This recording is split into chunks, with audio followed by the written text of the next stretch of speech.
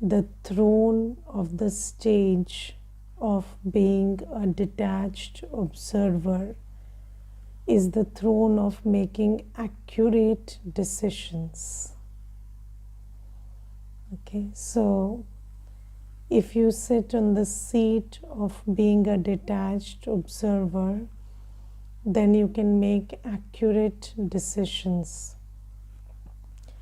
Now you see that most of the time we come across these questions where people ask how to make accurate decisions, and everybody is interested in making accurate decisions. Now the interesting thing is, why would anybody make an inaccurate decision? So when you are presented with a choice and there is a decision to make, then why is it that you make an inaccurate decision? Because that decision appears to be the right decision at that point of time. Correct? So it appears to be the right decision at that point of time. So we never make a consciously inaccurate decision. Yes, so to the best of our knowledge and ability, we always make a good decision. But then in hindsight, when we look at it, it looks like a bad decision. So, sometime later, some months later, some years later, it looks like a bad decision. So, what is it in that moment which makes it look like a good decision when it is a bad decision?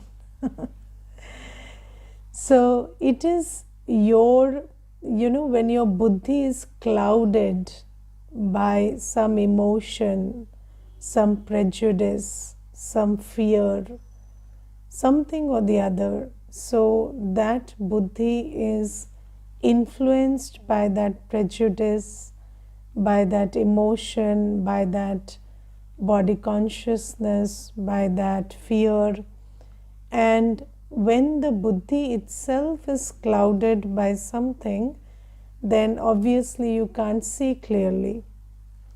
And then when you can't see clearly, then you take the right step, but because you can't see clearly, the right step is not the right step. Yes, so when we talk about accurate decisions, so there is a very good word that we come across when we come to Baba, and the word is accurate. Yes, so Baba doesn't use good, bad, right, wrong. Baba always uses this word accurate. And what is accurate? Accurate is something that is according to the law. So, according to the law of karma, it is right. According to, it can stand the test of time. So even when you make a decision today, it looks like a good decision 20 years later. Or when you're leaving the body also, it looks like a good decision you made. So you don't regret it later. That's an accurate decision. And you can only make that accurate decision. That decision withstands the test of time, that decision which is in accordance with the laws of karma, with godly laws. You can make that decision when you are seated on the seat of being a detached observer. Being a detached observer means you're not influenced by your emotions, your prejudices, your fears, your many things that go on in the inner world. And If you look at the image that Baba has given us for Buddhi, so Buddhi is shown as a balancing scale, and in that the point, the kanta, has to be straight in that balancing scale. So in Hindi we call it a tarazu. So the Buddhi is shown as a tarazu, and in that tarazu the kanta, the pointer, has to be straight. And what swerves the pointer, so what makes you not make accurate decisions, is vices. So when there are vices, when you are not looking at everything from an unbiased perspective, when you're not looking at everything as a detached observer, when you're looking at everything as as me and mine, so when these things are influencing you on the inside, then you make a bad decision and then you repent it later. Yes, have you made bad decisions in life?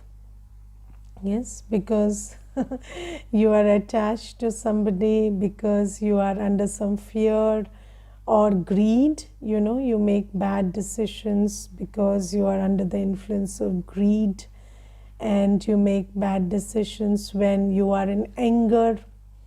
So when you are in anger also, you make very bad decisions. When your ego is hurt, you make very bad decisions. So there is a saying by Buddha: do not promise when you are happy, do not reply when you are angry, and do not decide when you are sad. And this is a very good saying because it doesn't cover all the emotions, but 3 emotions at least it covers. So you do not make good decisions when you are under the influence of any emotion. And being a detached observer means shedding off your I and mine, your stakes in it, and then just looking at it from a point of view of Baba. So when you are a detached observer, you sit with Baba. So in Hindi, this word Sakshi and Sathi go together. So when you are with Baba, you are a detached observer. So when you are with the situation, or you are attached, the person involved in the situation or the thing involved in the situation, then you make an inaccurate decision. And it is in the interest of every soul that we make accurate decisions, because when from my own experience, I think that when you make bad decisions, then it makes you lose faith in yourself. And part of our low self-esteem is because you think that the decisions you made in the past, you regretted later. So when you make decisions which are in the past, of course, now, but you regret them today, then you lose your self-esteem because of that. So it's not advisable that when you are in a scene and you decide, then there is this one there's this one lady, and she once told me a very beautiful thing. She told me that my daughter is making a lot of bad decisions, but I do not have the courage to stop her. I see that, and but I don't go and stop her. I'm not asking her to stop. So I said, why? So she said, because I made a lot of wrong decisions when I was young. And when I see her doing that, I am not able to stop her, because I think that, when you're young, you make decisions and then you regret them later. I think that's the rule. So I said, but you see that now you know better than that, and you know that you regret it. So it's up to her to not to continue doing that or to stop when you tell her to, but at least you should tell it. So, otherwise, this will also be a bad decision. So, if you don't decide to share your experience, and I'm not telling you to be preachy about everything, but you can talk from your own experience also. You can say that, when I was your age, I made this decision and it didn't serve me well. So if you could just honestly share that with her, and then let her decide, that would be a good idea. Otherwise, you will repent this also later. So 10 years down the line, you will tell me that, Didi, I should have told my daughter not to do this, but I didn't, because I was myself suffering from that guilt of making bad decisions. So, when you are in guilt also, you make bad decisions. When you are regretful also, you made bad decisions. Let's talk about guilt. So you see that these days we see this phenomena where parents, they do not strike a balance between work and life. Yes, and then they kind of abandon their children in pursuit of, money and fame and this and that. And then when they feel guilty about it, they try to compensate for it. And in that compensation, they try to give the children that which is not appropriate for their age, or that which they have not earned, and they kind of stuff their life with resources. So, and then they regret that later. So, this is kind of a series of bad decisions. So when you make a bad decision at one time, then you feel guilty about it in the next time, and then that guilt also makes you make an inaccurate decision for later. So this is the cycle of inaccurate decisions in my experience. So this is why we need to break that cycle, and we need to for once get rid of our emotions. We need to get rid of our prejudices. We need to clear our head basically, and just sit with Baba. Baba is knowledgeful, loveful, powerful, no biases, no emotions. Baba has pure feelings but no emotions. Baba doesn't feel happy and sad. Baba is always blissful. So when you sit on that seat, you make an accurate decision. And today you make a decision based on, fear or attachment or greed or whatever. You regret it later. And I always share this example. It's a very beautiful example. So, and it fits in today's slogan also.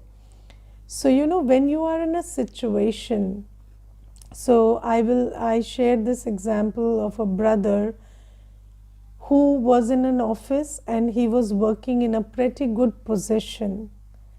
And then he had this junior who was working under him and reporting to him. And then he had a senior whom he reported to. And then this senior started giving direct orders to the junior.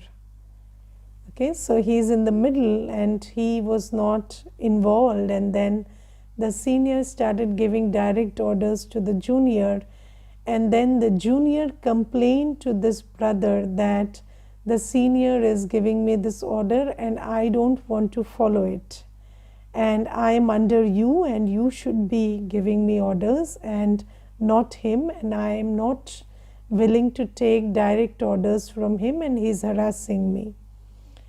And when this happened, what this person did is he straight went to the senior's cabin and he shouted at him. And when he shouted at him, this person shouted back and he said that I will throw you out of the job. And then this person got so agitated, he said, what will you throw me out of the job? I resign. And he just put his resignation and he came back. And you see, he was a very valuable employee to the company. He is very talented. And so he thought that maybe, because I am a very good employee, so it will cost the company more if I leave. Okay, so that ego was also there, and then he just left the job and he thought that the company will miss me, but I will find another job in a second. And it is and it should have been like that, like he should have found a job in a second because he was pretty resourceful and talented. But as drama would have it, he didn't find a job for 6 months after that. And wherever he applied, he either there was no suitable vacancy or there was some other reason, but he couldn't find a job in another 6 months. And in that period, I saw that brother and he was absolutely a mess. He was so, because you see, you are thriving on anger and ego. So you're basically empty, and if you threw away that thing which was giving you that, that feeding your ego, and now you are empty, and he became such a mess. And then I called him so many times to the center. He was just, in connection. He was not a regular Murli student. So I used to know him as a community person. So because I came to know of his situation, I called him many times to the center, but he never visited me. And 4 months he kept avoiding. He said, no, Didi, I'm not feeling like, I can't sit, I don't feel good talking, I don't come out of the house, I don't want to meet. And then 4 months later, I asked somebody to drag him out of the house and bring him here. And then somebody brought him here, and then I asked him, you have been in a working position for so many years. Now let me ask you one simple thing. If somebody like you came for an interview today and sat before you, would you hire him? With the kind of mindset you are moving, with the low self-esteem you're living, and with the kind of vibration you have right now, so so depressed, so low, would you hire somebody of your kind? So he said no. So I said, why would somebody hire you? So get back your self-esteem. And then I gave him Baba's quotes and motivated him, and then he got a job instantly he got a job in 10 days. So the thing is, you see, now I asked him one question. So what is it that you regret most? So about this whole thing that happened 6 months back, what is it that you regret most? So he told me that I regret most that I jumped and went to the senior and talked to him. So I shouldn't have done that. So you see that when you are not sitting on the seat of a detached observer and somebody is making a complaint. So the junior complained, right? Now, when the junior is complaining and you are not on the seat of a detached observer, then you will not be able to draw the line between what is his business and what is my business, and both of that will get mixed.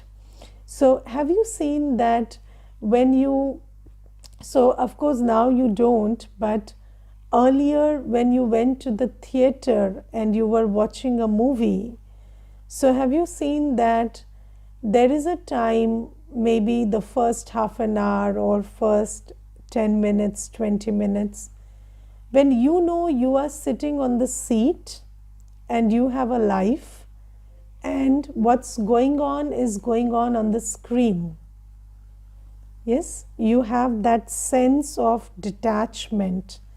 And you know what is detachment? When we say detached observer, what is detachment? Detachment is something that gives you perspective.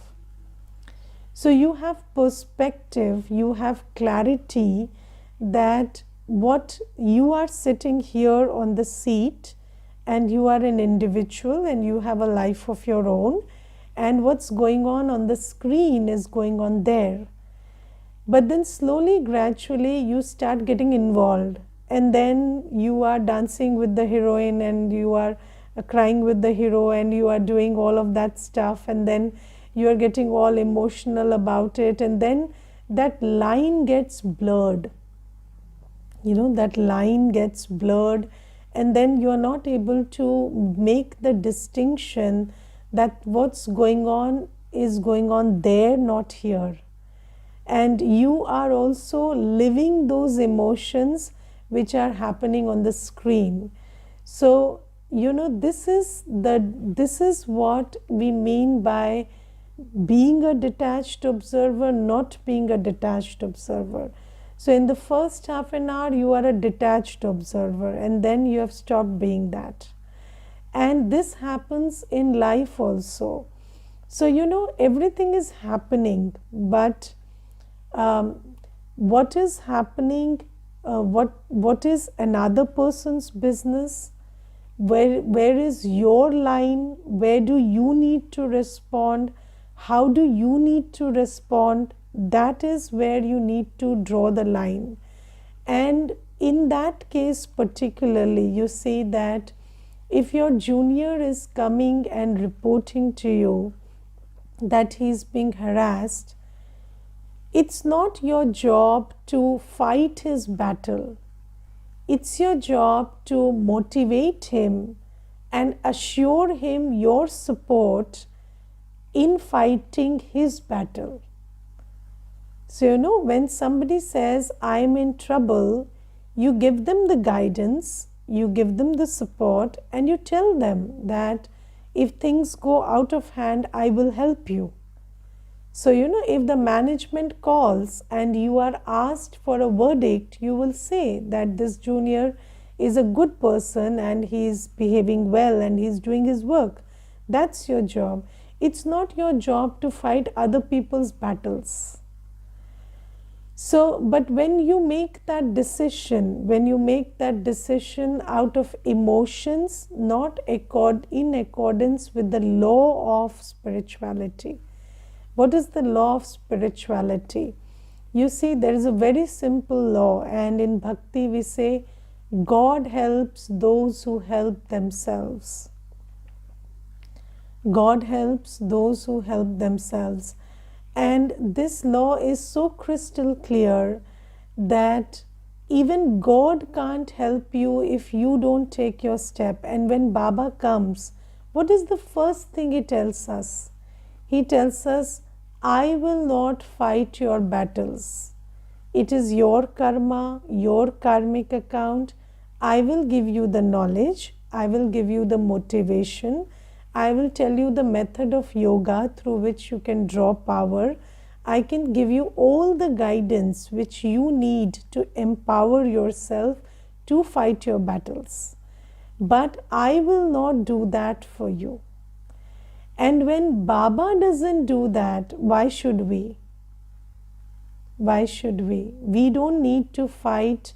We don't need to fight anybody's battles.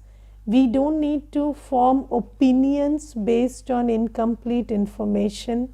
So, even when you are not fighting anybody's battles, but you are just sitting on the side and forming an opinion, that opinion is just damaging your inner world. You had to remember Baba, but now you are thinking about people and their behaviors and their lives and this and that is not helping you.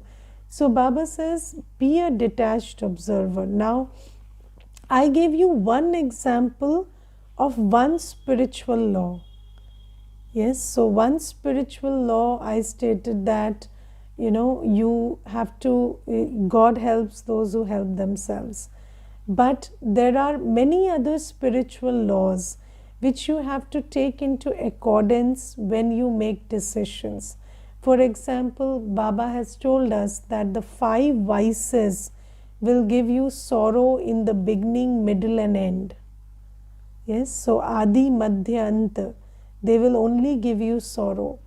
So let me ask myself, am I making a decision based on attachment, based on greed, based on fear, based on lust, based on ego, or based on anger and complaint and feeling of, not good feelings for somebody?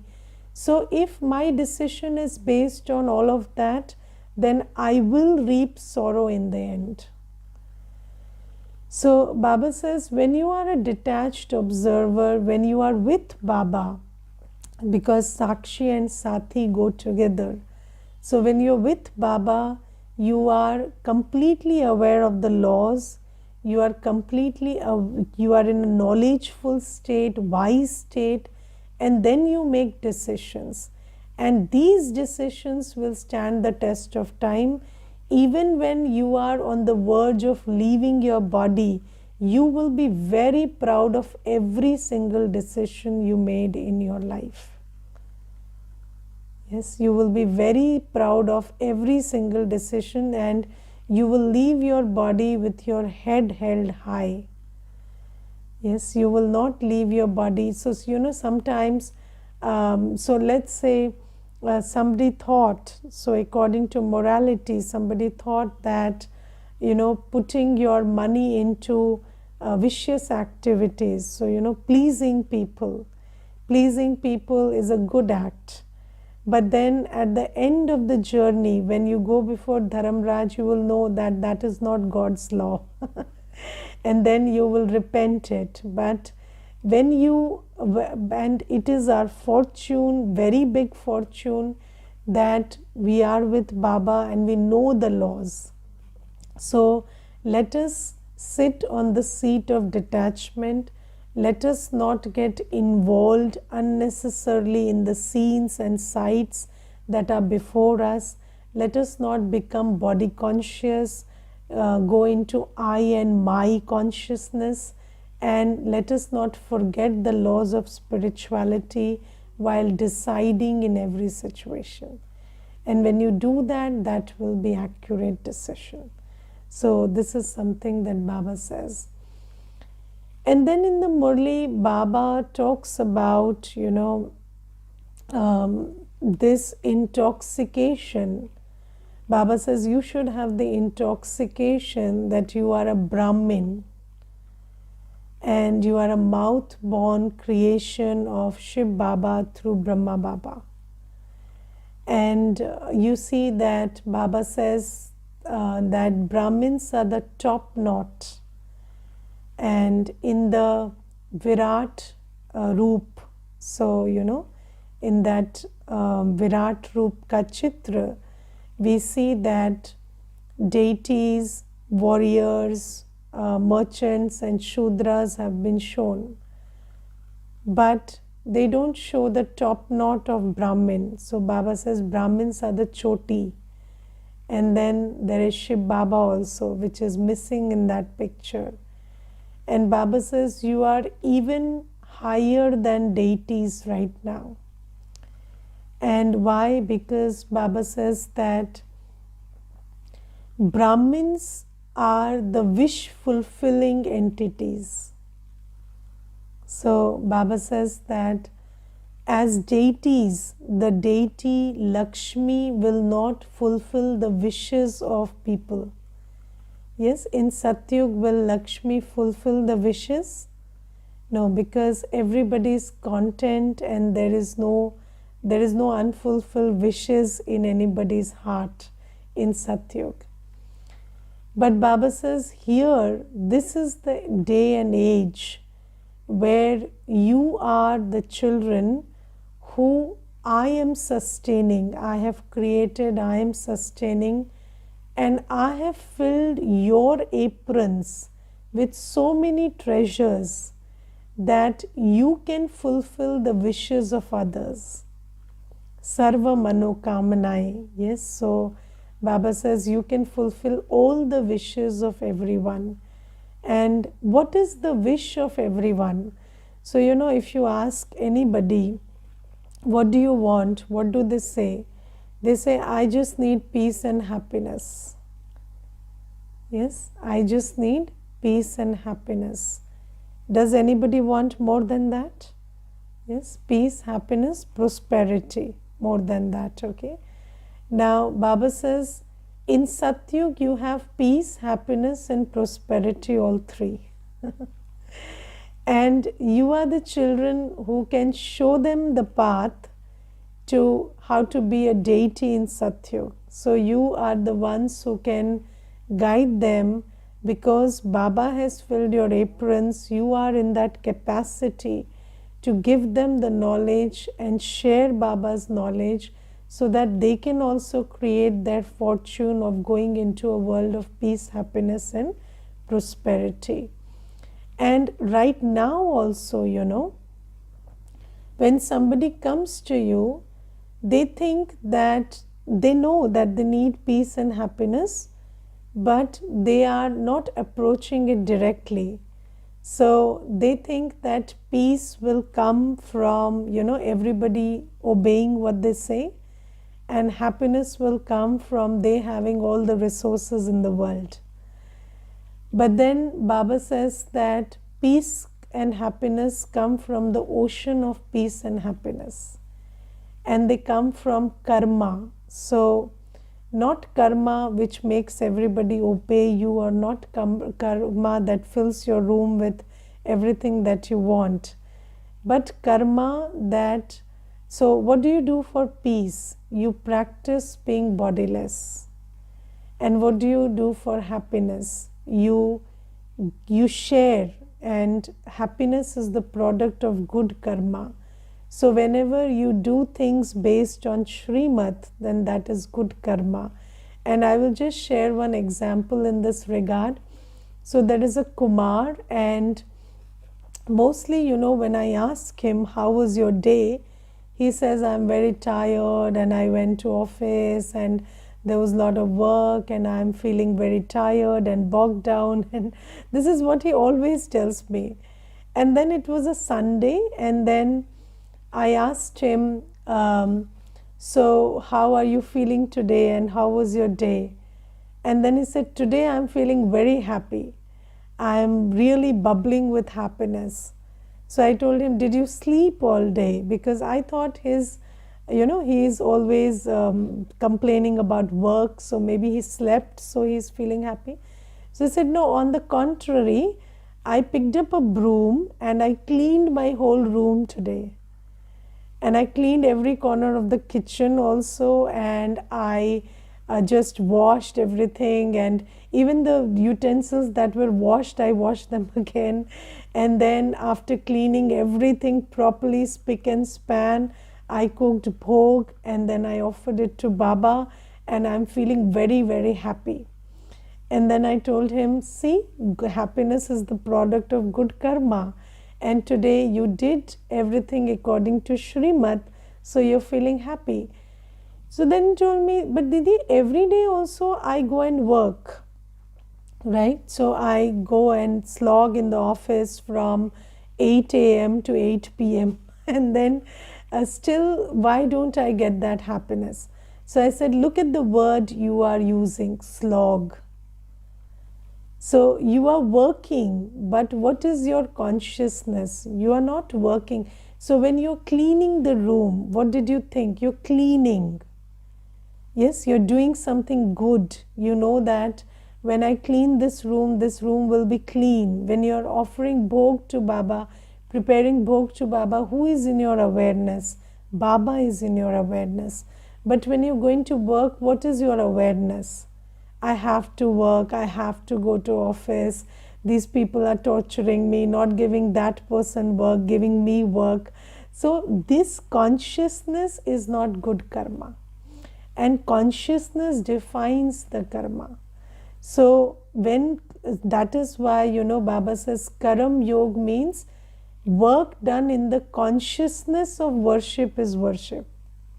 And this is why Baba says when you are doing everything in Baba's remembrance and you think that I am just spending my time with Baba and are doing everything with my hands, so my hands are working, but what am I doing? I am having a very sacred meeting with Baba. So that is what makes it good karma.